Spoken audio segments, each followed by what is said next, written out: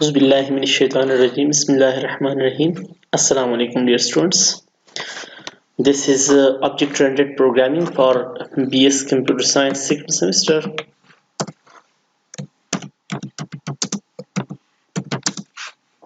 पिछले लेक्चर में हमने ऑब्जेक्ट ओरिएंटेड प्रोग्रामिंग के बारे में थोड़ी सी डिस्कशन की थी कि ऑब्जेक्ट ओरिएंटेड प्रोग्रामिंग है क्या, ऑब्जेक्ट क्या है, ऑब्जेक्ट के एट्रीब्यूट्स वो हमने डिस्कस किए थे। तो आज हम डिस्कस कर रहे हैं कि why do we need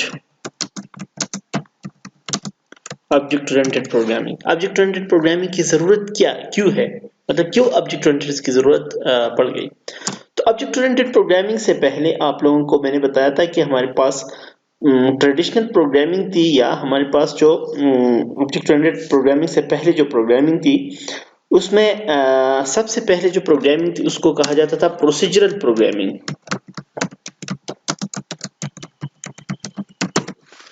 procedural programming नाम से जाहिर है प्रोसीजर कहा जाता है फंक्शन को, फंक्शन या procedure.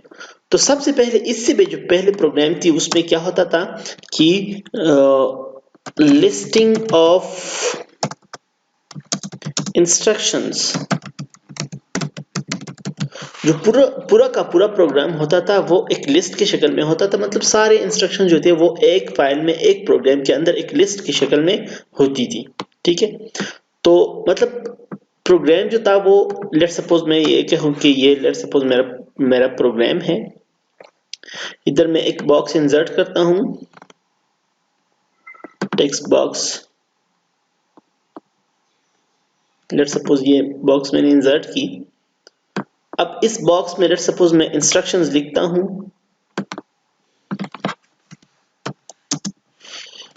Late suppose take input process display output. Let suppose ये मेरा जो है ये लेट सपोज ये इंस्ट्रक्शंस है। कंट्रोल सी और इसको मैं क्या करता हूँ, कंट्रोल पी। ये लेट सपोज ये मेरा एक प्रोग्राम है, इसमें सारे इंस्ट्रक्शंस जो है वो एक प्रोग्राम के अंदर लिखे जाते थे। ठीक है, तो मतलब एक ही पेज होता था, एक ही फाइल होती थी, उसमें सारे इंस्ट्रक्शंस जो थे वो लिखे जाते थे। तो एक लिस्ट की शक्ल में होता था प्रोग्रामिंग। तो इससे क्या होता था कि लेट सपोज अगर ये 9 इंस्ट्रक्शंस है तो ठीक है, लेकिन अगर प्रोग्राम बढ़ जाता है 1000 इंस्ट्रक्शन या 10,000 इंस्ट्रक्शन तक चला जाता है तो फिर इसको मैनेज करना बहुत मुश्किल होता है। मतलब एक ही फाइल में सारे इंस्ट्रक्शंस लिखे होते थे। तो इस प्रॉब्लम को अवॉइड करने के लिए फिर लोग चले गए प्रोसीजरल प्रोग्रामिंग की तरफ। प्रोसीजरल प्रोग्रामिंग क्या है? मेकिंग प्रोसीजर्स और फंक्शंस। इसमें क्या किया जाता है कि फंक्शंस बनाए जाते हैं। Program is divided into a number of functions. Program को डिवाइड किया जाता है नंबर ऑफ फंक्शंस में। मतलब एक प्रोग्राम के अंदर बहुत ज्यादा फंक्शंस बनाए जाते हैं। लेट सपोज जैसे कि मैंने आप लोगों को बताया था पिछले कोर्स के अंदर कि मेरे पास एक कैलकुलेटर मैं बना रहा हूं, तो ऐड के लिए एक फंक्शन, सब्ट्रैक्ट के लिए दूसरा फंक्शन, डिवाइड के लिए तीसरा फंक्शन, मल्टीप्लिकेशन के लिए चौथा फंक्शन। तो इस तरह प्रोग्राम्स को फंक्शन में डिवाइड किया जाता है। उसको मॉड्यूल मतलब सब कंपोनेंट या सब रूटीन्स कहे जाते हैं। तो इससे क्या हुआ, प्रोग्राम थोड़ा सिंपल हो गया। लेकिन अब क्या करना है, अब भी उसी तरह मतलब एक्चुअल सेंस में सॉल्व नहीं हुआ। अब भी क्या करना है, आपने प्रोग्राम को मतलब प्रोग्राम को सिर्फ डिवाइड करना है। अब एक फंक्शन जो है वो भी सिंपल इसी तरह क्या हो गया, एक लिस्ट की शक्ल में हो गया। अब एक फंक्शन क्या करेगा, उसमें भी लेट सपोज अगर प्रोग्राम सिंपल है तो ठीक है, लेकिन अगर प्रोग्राम बढ़ जाता है तो फिर वो सिंपल एक फाइल या एक फंक्शन भी फिर एक लिस्ट की शक्ल इख्तियार कर जाता है और प्रोग्राम कॉम्प्लेक्स हो जाता है। जो हमारे पास सी प्लस से पहले सी, पास्कल और फोर्ट्रान जो लैंग्वेजेस थे ये प्रोसीजरल लैंग्वेजेस थे। प्रोसीजरल लैंग्वेज में भी बहुत ज्यादा मसले हैं, उसकी तरफ आते हैं। लेकिन उसके बाद क्या हो गया कि दूसरे नंबर पे इन लोगों ने शुरू की मॉड्यूल्स। इसको सिंप्लीफाई करने के लिए फिर मॉड्यूल्स का कॉन्सेप्ट आ गया। मॉड्यूल में क्या करते हैं, here different functions are kept in separate modules। इसमें क्या किया जाता है कि एक प्रोग्राम के अंदर या एक सॉफ्टवेयर के अंदर 5-6 मॉड्यूल्स बनाते हैं और हर मॉड्यूल में क्या करते हैं, डिफरेंट फंक्शंस रखते हैं। और this concept remains for years, मतलब इसने बहुत ज्यादा लोगों को इंस्पायर किया, इसने प्रोग्राम को सिंप्लीफाई करने में काफी हेल्प की। लेकिन फिर भी प्रोग्राम जो था वो कम्प्लेक्सिटी इसमें थी, मतलब उसी तरह इस प्रॉब्लम को हल नहीं कर गया। ये भी प्रॉब्लम जो था कम्प्लेक्सिटी का वो काफी हद तक तो रिड्यूस कर गया, लेकिन हल नहीं हुआ प्रॉब्लम।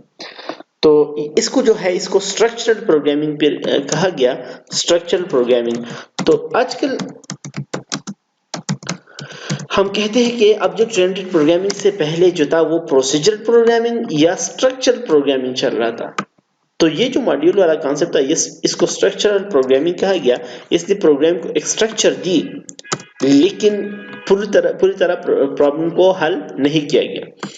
तो इस प्रॉब्लम को मतलब हल करने का जो वाहिद सॉल्यूशन है वो ऑब्जेक्ट ओरिएंटेड प्रोग्रामिंग है। इसमें जो प्रॉब्लम्स है, इसमें जो प्रॉब्लम्स इन प्रोसीजरल, दो बड़े प्रॉब्लम हैं। लेट सपोज मैं कहता हूं कि एक बड़ा जो प्रॉब्लम है वो कम्प्लेक्सिटी है। प्रोग्राम जो है वो बहुत ज्यादा कम्प्लेक्स होता है, बहुत ज्यादा मतलब मैनेज करना उसका मुश्किल होता है। दूसरा, unlike real world, real world की तरह इसको हम मैनेज नहीं करते। जैसा कि मैंने कल बताया था पिछले लेक्चर के अंदर के ऑब्जेक्ट ओरिएंटेड प्रोग्रामिंग में हम क्या करते हैं, रियल वर्ल्ड मॉडलिंग की तरफ चलते हैं। मतलब प्रोग्राम का हम ये बताते हैं कि जो रियल वर्ल्ड में चीज को हम कैसे डील करते हैं। लेट्स सपोज मैं किसी के पास जाता हूं, मैं कहता हूं ये कौन है और क्या करता है। तो इस तरह अब real world modelling object oriented programming में हम क्या करते हैं कि हम ये देखते हैं कि ऑब्जेक्ट क्या है और क्या करता है। हम डेटा मेंबर्स के बारे में पूछते हैं और हम इसकी फंक्शन के बारे में पूछते हैं, ठीक है। तो जो प्रोसीजरल प्रोग्रामिंग थी उसमें जो प्रोसीजर बनाए जाते थे वो डेटा और उसके बिहेवियर पे नहीं बनाए जाते थे। ज्यादातर फंक्शंस को हम फोकस करते थे, डेटा के को छेड़े बगैर हम फंक्शन के बारे में सोचते थे। और थर्ड जो मेन प्रॉब्लम है इसमें वो अनरिस्ट्रिक्टेड एक्सेस है। अनरिस्ट्रिक्टेड एक्सेस का ये मतलब है कि जैसे कि मैंने आप लोगों को बताया था कि डेटा कैन बी लोकल और ग्लोबल। जो फंक्शन के अंदर वेरिएबल हम डिक्लेयर करते हैं वो लोकल होते हैं, और जो फंक्शन के बाहर हम डिक्लेयर करते हैं वो ग्लोबल होते हैं। अब अगर मुझे एक वेरिएबल चाहिए सिर्फ एक फंक्शन के अंदर, तो उसको मैं तो फंक्शन के अंदर लूंगा लोकल, तो वो तो ठीक है, वो तो रिस्ट्रिक्टेड हो गया, कोई और इसको एक्सेस नहीं करेगा। लेकिन अब अगर मुझे चाहिए एक data member to be share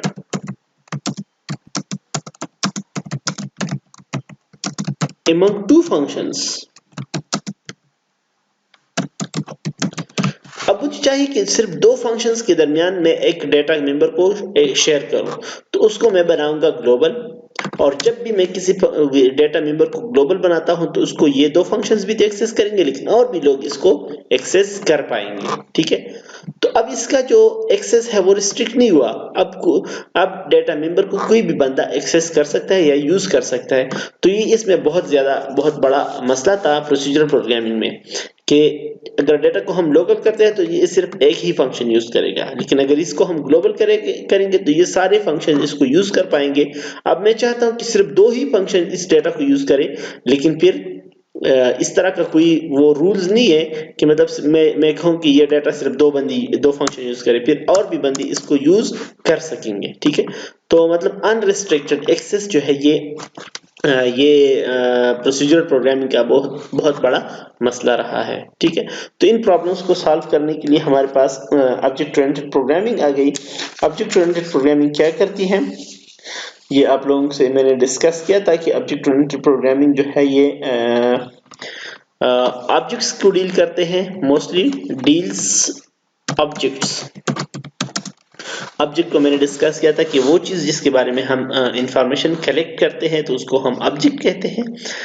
ये it can be place, person और थिंग, कोई भी चीज हो सकता है जो जिसके बारे में हम इंफॉर्मेशन कलेक्ट करना चाहते हैं। इसके दो एट्रीब्यूट्स होते हैं, इसके एट्रीब्यूट होता है और बिहेवियर होता है, वो मैंने डिस्कस किया है कि इसका एट्रीब्यूट को हम डेटा कह सकते हैं, इसमें एट्रीब्यूट हो सकते हैं, और इस दूसरा इसका बिहेवियर हो सकता है। तो एट्रीब्यूट जो है ये इसका डेटा है कि बंदा, लेट सपोज बंदा कौन है, और बिहेवियर इसका फंक्शन होगा कि करता क्या है। ठीक है, तो ऑब्जेक्ट ओरिएंटेड प्रोग्रामिंग में हम हर ऑब्जेक्ट के दो चीजें लेंगे, एट्रीब्यूट्स और बिहेवियर। एट्रीब्यूट्स का डेटा होगा, बिहेवियर उसका फंक्शन होगा। और मैंने बताया था कि ऑब्जेक्ट ओरिएंटेड प्रोग्रामिंग के अंदर क्लास के दो मेंबर्स होते हैं, एक को हम डेटा मेंबर कहते हैं, एक को मेंबर फंक्शन कहते हैं। अच्छा, ऑब्जेक्ट ओरिएंटेड प्रोग्रामिंग का जो अप्रोच है वो तो आप लोगों को मैंने बता दिया था कि हम क्या क्या लेंगे। सिंपल जो डेटा, जो ऑब्जेक्ट्स एक दूसरे से रिलेवेंट होंगे उसका हम एक क्लास बनाएंगे। ठीक है, तो हर क्लास के दो मेंबर्स होंगे, डेटा मेंबर और मेंबर फंक्शन। लेट्स सपोज मैं इसको पेंट में ड्रा करता हूँ। लेट्स सपोज मैं एक सॉफ्टवेयर बना रहा हूं, तो एक सॉफ्टवेयर बनाने के लिए मेरे पास तीन क्लासेस है। लेट्स सपोज मैं एक कॉलेज के लिए मैं सॉफ्टवेयर बनाऊं, तो कॉलेज में लेट्स सपोज टीचर्स हैं, टीचर का एक क्लास हो गया, स्टूडेंट्स का एक क्लास हो गया, और लेट्स सपोज मेरे पास जो नॉन टीचिंग स्टाफ है उनका एक क्लास हो गया। ठीक है, तो अब हर क्लास में इस क्लास का अपना डेटा होगा। ठीक है, और इस क्लास के डेटा मेंबर्स होंगे और इस क्लास के मेंबर फंक्शंस होंगे।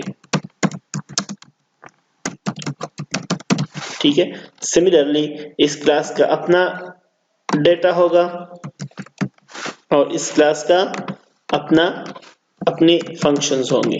ठीक है, सिमिलरली इस क्लास का भी डेटा होगा और इस क्लास में भी फंक्शंस होंगे। तो लेट्स सपोज ये जो क्लास है ये स्टूडेंट्स क्लास है, स्टूडेंट्स।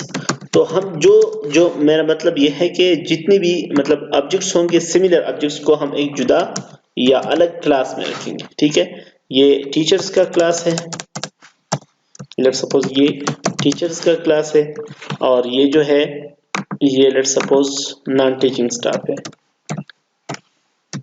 नॉन टीचिंग स्टाफ में जो हमारे क्लास 4 वगैरह लोग हैं वो आते हैं।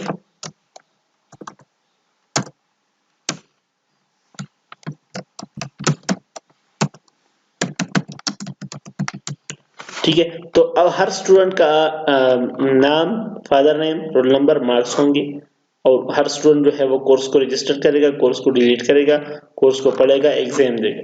अब हर टीचर का भी डेटा होगा, हर टीचर का नेम होगा, फादर नेम होगा, एड्रेस होगा, सब्जेक्ट होगा, स्केल होगा। ठीक है, हर टीचर का फंक्शन होगा कि वो एग्जाम लेता है, टीचिंग करता है। ठीक है, वगैरह वगैरह। इस तरह नॉन टीचिंग स्टाफ का, हर नॉन टीचिंग स्टाफ का नाम होगा, फादर नेम होगा, जॉब डिजिग्नेशन, लेट सपोज वो माली है या लेट सपोज बावर्ची है, या लेट सपोज वो नायब कासिद है, तो उसका ये होगा। और हर का फंक्शन होगा कि मतलब ये काम क्या करता है, नायब कासिद है तो वो क्या काम करता है, माली है तो वो क्या काम करते हैं। अब इन तीनों का आपस में रिलेशन है, चूंकि ये एक क्लास है तो इनका आपस में ताल्लुक है। टीचर का इनसे भी ताल्लुक है और इनका इनसे भी ताल्लुक है। तो मतलब यह है कि ऑब्जेक्ट ओरिएंटेड प्रोग्रामिंग में हम क्या करते हैं, हर चीज के लिए, हर सिमिलर ऑब्जेक्ट के लिए अलग अलग क्लास लेते हैं। ये स्टूडेंट्स के लिए क्लास हो गया, ये नॉन टीचिंग स्टाफ के लिए क्लास हो गया, ये टीचर्स के लिए क्लास हो गया। हर क्लास के अंदर डेटा मेंबर्स होंगे, हर क्लास के अंदर मेंबर फंक्शंस होंगे। ठीक है, तो इस तरह हम एक सॉफ्टवेयर बनाएंगे। जो ज्यादातर ऑर्गेनाइजेशंस में आजकल प्रोग्रामिंग होती है वो ऑब्जेक्ट ओरिएंटेड प्रोग्रामिंग है। जो हमारे पास लेट्स सपोज प्रोग्रामिंग में जावा भी जो है वो एक ऑब्जेक्ट ओरिएंटेड प्रोग्रामिंग है, सी शार्प भी ऑब्जेक्ट ओरिएंटेड प्रोग्रामिंग है, सी हैश को सी हैश नहीं बोलेंगे, इसको सी शार्प बोलेंगे, सी प्लस प्लस सी ऑब्जेक्ट ओरिएंटेड प्रोग्रामिंग है, और इस तरह और भी लैंग्वेजेस है जो ऑब्जेक्ट ओरिएंटेड प्रोग्रामिंग है। ठीक है, तो आज से हमने फॉर्मली ऑब्जेक्ट ओरिएंटेड प्रोग्रामिंग को शुरू किया। कल हम ऑब्जेक्ट ओरिएंटेड के जो फीचर्स है, जो ऑब्जेक्ट ओरिएंटेड के मेन जो खसूसियात है वो पढ़ेंगे। ठीक है, थैंक यू सो मच। कोई भी मसला हो तो आप लोग मुझसे पूछ सकते हैं। अल्लाह हाफिज।